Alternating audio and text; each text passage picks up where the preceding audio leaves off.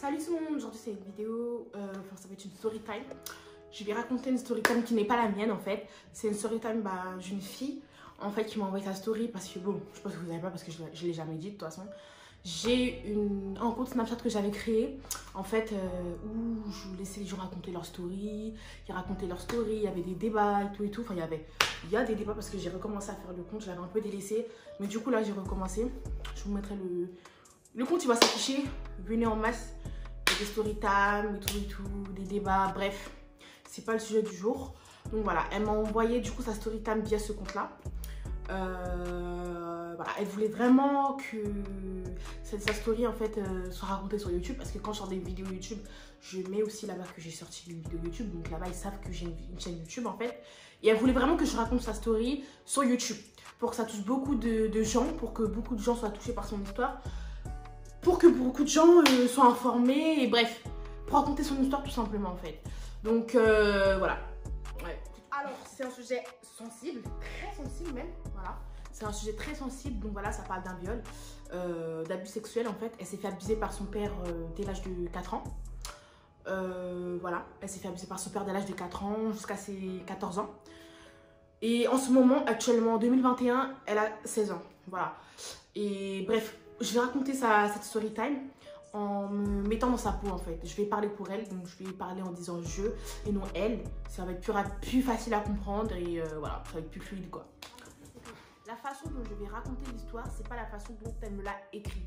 Voilà, à l'écrit et à l'oral, ça va pas être pareil, mais les détails que je vais raconter sont les mêmes. En fait, par exemple, si je vais dire oui, enfin, je sais pas, vous allez voir en fait comment je vais raconter l'histoire. C'est pas comme moi elle me l'a écrit, bien évidemment. Voilà. C'est pas comme elle me l'a écrit. Elle m'a décrit les faits. Mais elle m'a décrit les faits, comment ça s'est passé, à quel moment ça s'est passé, s'il y avait des gens ou pas. Mais voilà, après c'est à moi de romancer sans inventer, bien évidemment. Je n'invente pas l'histoire. C'est une histoire qui s'est passée, qu'une fille m'a racontée. Mais quand je dis romancer, c'est-à-dire que j'essaye que ce soit plus vivant en fait à l'oral qu'à l'écrit. Bref, vous allez comprendre comment je vais raconter. Mais je tiens à préciser que tout ce que je vais dire est vrai. C'est une vraie histoire qui s'est passée, qu'une jeune fille m'a envoyée. Et voilà.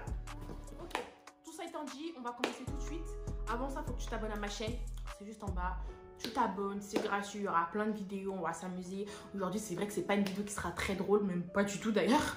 Mais voilà, il y aura d'autres vidéos plus drôles que ça, plus amusantes, tout ça.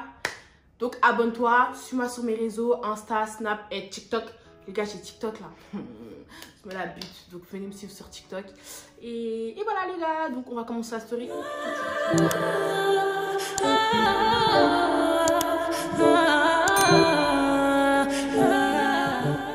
revenant en arrière de quelques années. Donc j'avais 4 ans. Et en fait mon père il était resté avec moi pendant que ma mère était partie au travail. C'était la nuit. Ma mère elle travaille la nuit parce que c'est une dame de ménage en fait. Donc elle travaille la nuit souvent. Et cette nuit-là, donc j'étais avec mon père qui me gardait. J'avais pas encore mes petites sœurs. J'étais encore seule, j'avais 4 ans. Et voilà, donc il m'a fait aller au lit. Donc voilà, j'étais au lit, dans mon lit. J'essayais de dormir. Le lendemain, il y avait école. Et à un moment, en fait, tout simplement, j'entends ma porte s'ouvrir, en fait. Et en fait, c'est mon père qui est entré dans ma chambre. Donc t'as 4 ans. Je calculais pas trop dans le sens où, voilà, je dormais. J'ai voyé les sommeils un peu légers, les sommeils du début et tout. Bah, c'était comme ça. Donc, ça veut dire que je sentais encore les présences des gens à côté de moi. Et je voyais en fait que mon père, il était à côté de moi, mais vraiment à côté de moi. Bon, j'avais un lit simple, donc il s'est pas allongé dans mon lit, mais il était à côté de moi, en train de me regarder en fait. Et il me regardait vraiment avec insistance. Au début, bah, je calculais pas, enfin, je dormais, en fait, voilà, tout simplement. Mais à un moment, ça devenait très gênant. Enfin, mon père, il était là et tout. Je me disais, c'est bizarre. J'étais à côté de mon lit. Ben, quand on a 4 ans, notre lit, il est assez bas quand même. C'était un lit simple, bas, de petite fille, là. Je sais pas si vous voyez trop le modèle, mais c'était ça. Et ça va être cru ce que je vais dire, mais en fait, il a commencé en fait à me toucher. Voilà. Me toucher, me faire des caresses, etc. Bah, j'avais 4 ans. Aujourd'hui, je vous parle je vous parle de ça avec maintenant mon âge, etc. Je comprends ce que c'était, mais je savais pas trop ce qu'il faisait en fait. Donc, il me touchait, etc. Il me touchait pas les parties intimes, enfin les parties intimes. À ce moment-là, juste il me faisait des caresses, il me touchait, il mettait sa main dans mon pyjama, dans mon haut et dans mon pantalon, mais sans toucher, enfin sans toucher mes jambes, toucher mes cuisses, etc. Mais sans mettre sa main sur mes parties intimes, bizarrement. Et j'ai trouvé, enfin, je lui disais d'arrêter.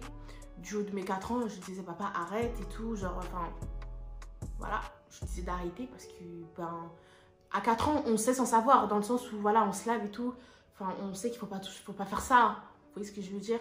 Mais bon, après, t'as 4 ans, tu dis que c'est ton papa et tout, ben, tu veux faire quoi d'autre en fait? Donc, j'ai laissé passer cette première nuit, et c'est ça qui s'est passé pour cette première nuit à mes 4 ans. Ensuite, pendant, je crois, à peu près 1 ou 2 mois, en tout cas, pendant un long moment, il ne s'est plus rien passé en fait.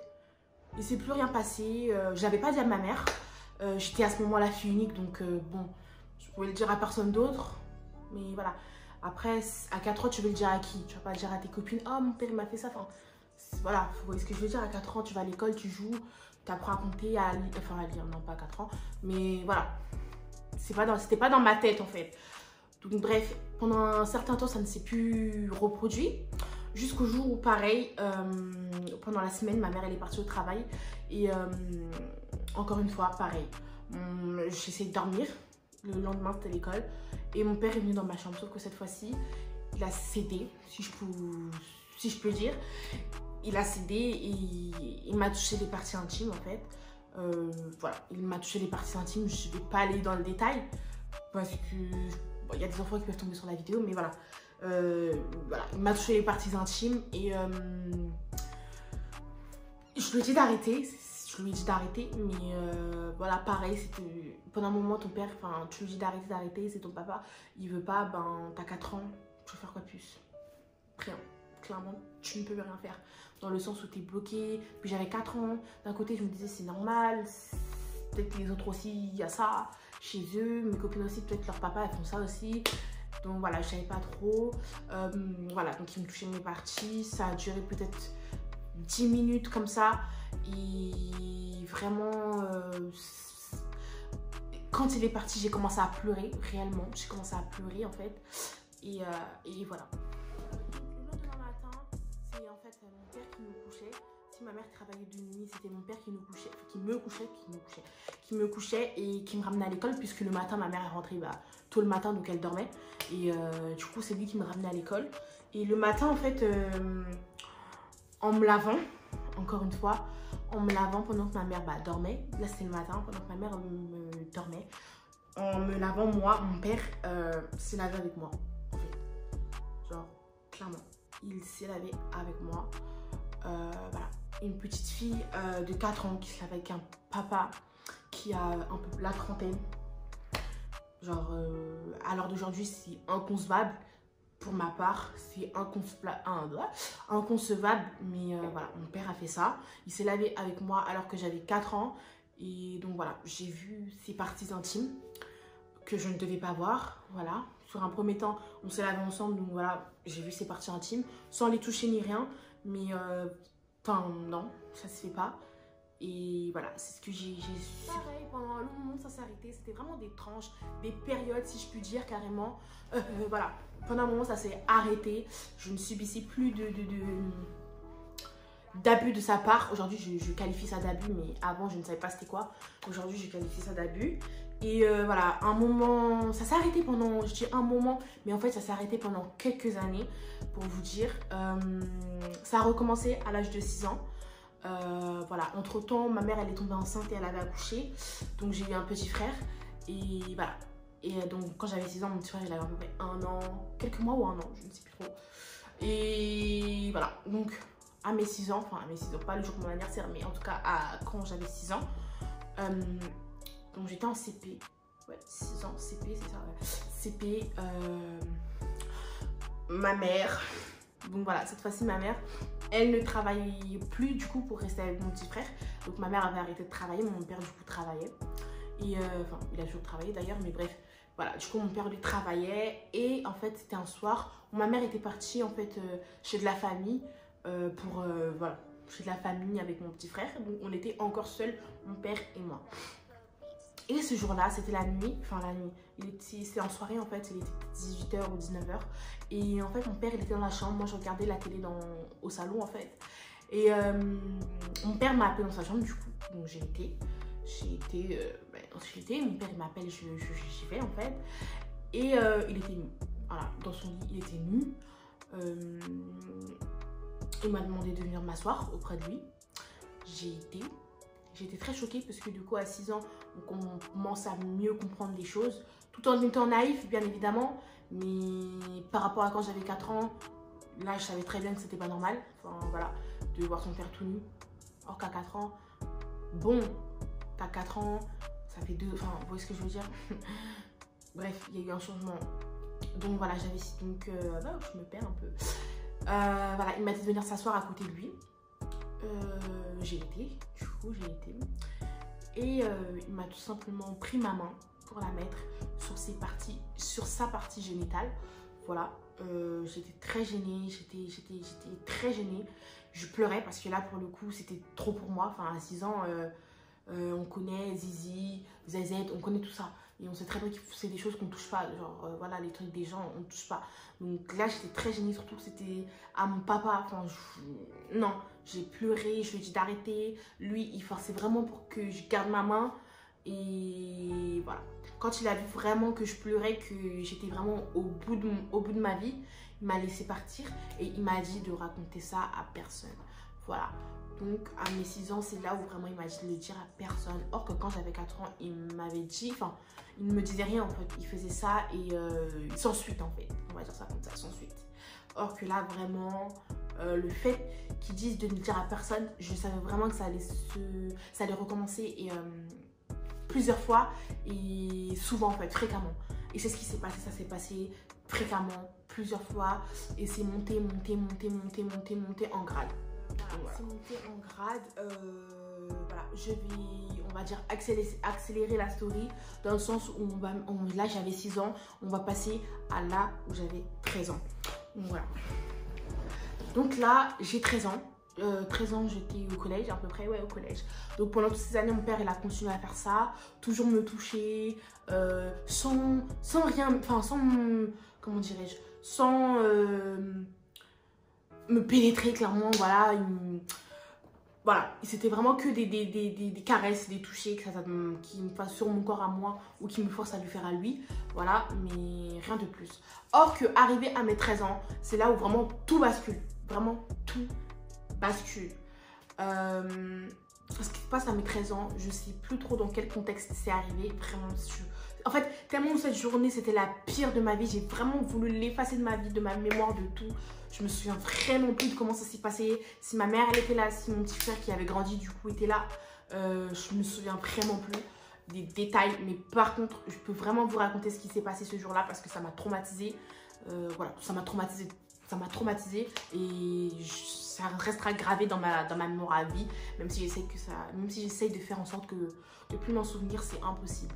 En tout cas, ce jour-là, ce qui s'est passé, c'est que je suis rentrée du collège. Mon père, il était là. Voilà, mon père était là. Je sais plus, comme je vous ai dit, je sais plus s'il y avait ma mère ou mon petit frère, mais je sais que mon père était là du coup. J'étais dans ma chambre. Voilà, j'étais dans ma chambre et il est venu dans ma chambre. Il a fermé ma chambre et mon père m'a violée. Voilà, mon père m'a violée. Je lui dis parce que c'est ce qui s'est vraiment passé. Mon père m'a violée. Voilà, il m'a forcé à avoir une relation sexuelle avec lui, clairement. Donc là, il y a eu vraiment pénétration pour le coup. Et j'ai très honte de le dire, mais c'est mon père qui m'a déviergée pour le coup. Et voilà. C'était vraiment le pire jour de ma vie. J'ai vraiment pleuré ce jour-là. J'ai voulu en parler à des gens, mais j'avais vraiment peur. Et je pense que jusqu'à présent, vous vous êtes dit pourquoi j'en ai pas parlé à ma mère. Parce que malgré tout, quand tu es enfant, tu te dis c'est ton père. D'un côté, c'est vrai que entre 6 et 13 ans, j'avais grandi. Donc je savais pertinemment entre cet âge-là que c'était pas normal. Mais comment le dire à ta mère, comment elle allait réagir, c'est compliqué en fait des accusations comme ça. Mais ce jour-là, je me suis dit que tout devait finir réellement. Tout devait finir ce jour-là. Et donc je l'ai dit à ma mère. Mais tout je l'ai dit à ma mère, sauf que ma mère ne m'a pas cru. Tout simplement, ma mère ne m'a pas cru. Je lui ai dit peut-être une semaine après. J'avais longuement réfléchi, surtout comment lui dire. Donc voilà, je lui ai dit une semaine après. Elle m'a pas cru. Clairement, elle ne m'a pas cru. Parce qu'en fait, mon père jouait vraiment un double jeu en fait, une double vie, enfin voilà, avec ma mère, quand on était tous ensemble et tout allait bien, c'était vraiment la famille parfaite si je puis dire. Voilà, mes parents s'aimaient beaucoup et ma mère vraiment elle y croyait pas, elle ne voulait pas me croire. Elle me disait que non, peut-être que voilà, il m'a vu de temps en temps, peut-être qu'il est rentré par hasard dans ma chambre. Enfin, elle essayait de remixer un peu dans le sens où voilà, je m'habillais, il est rentré dans ma chambre, oups, c'est tout, excuse-moi, il est ressorti. Mais c'était vraiment pas ça les accusations que je lui avais dit en fait. Et voilà, elle m'a pas cru. Je lui en voulais beaucoup de ne pas m'avoir cru. Et vraiment, je lui en voulais beaucoup. Mais quand quelqu'un te croit pas, en fait, c'était... Tu peux rien faire d'autre, surtout si c'est ta mère qui ne te croit pas. En fait, il n'y a plus d'autres options, en fait. Et j'ai vraiment... Je savais plus quoi faire. Vraiment, j'étais désemparée. Je ne savais plus quoi faire. Parce que je ne savais plus quoi faire à l'âge de mes 14 ans. Donc pendant ces 1 an-là, bon, ma mère... Oui, j'ai oublié un épisode. En fait, ma mère, on a parlé à mon père. Dans le sens où, oui, Shana m'a dit ça, etc. Shana m'a dit ça... Est-ce que c'est vrai ou pas? Mon père a nié. Mais pendant ces 1 an-là, du coup, entre mes 13 ans et mes 14 ans à peu près, mon père s'est arrêté de me toucher ou quoi que ce soit, ou d'avoir des relations sexuelles avec moi. Enfin, on en avait eu une, mais du coup, après cette seule fois, comme j'en ai parlé à ma mère, il a arrêté, puisque voilà, maintenant il savait que ma mère était au courant, mais voilà, comment dirais-je, se voiler la face, donc il a arrêté. Donc là, maintenant on remonte à l'âge de 14 ans. À l'âge de mes 14 ans, ça me hantait toujours en fait, ça me hantait. Je savais plus quoi faire, vraiment ça me hantait. Et j'ai voulu en finir avec ma vie, j'ai voulu me suicider, mais je me suis dit non en fait. Je me suis dit non, il faut que je fasse tout pour prouver que ce qui m'est arrivé, bah, c'était réel. Et voilà, donc j'ai vraiment voulu en finir avec ma vie. C'est bon, je n'ai pas été jusqu'à la tentative, mais j'ai eu des pensées suicidaires en tout cas, ça c'est sûr et certain. Mais voilà, aujourd'hui ça va. Et voilà. Mon père, encore une fois, bon, j'ai oublié aussi de parler d'un épisode. C'est vrai que voilà, il y a eu la puberté qui est arrivée entre temps. Donc voilà, les seins qui poussent, les fesses qui poussent, les hanches qui poussent. Voilà, mon père, je crois qu'il me voyait comme de la viande malheureusement. Donc voilà, à l'âge de mes 15 ans, il a encore recommencé. Sauf que cette fois-ci, ça s'est pas passé comme prévu.